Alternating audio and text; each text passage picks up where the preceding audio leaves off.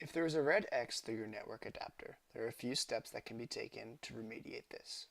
First, verify that the host, for example your laptop or your PC which is running the Hyper-V software, can connect to the internet. In my case, my network adapter on my host has an X through it, so I'm going to right click on Network and Sharing Center, change adapter settings, and you'll see that the Ethernet adapter is disabled.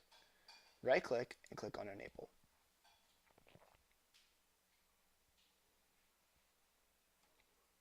Verify that this host can connect to the internet.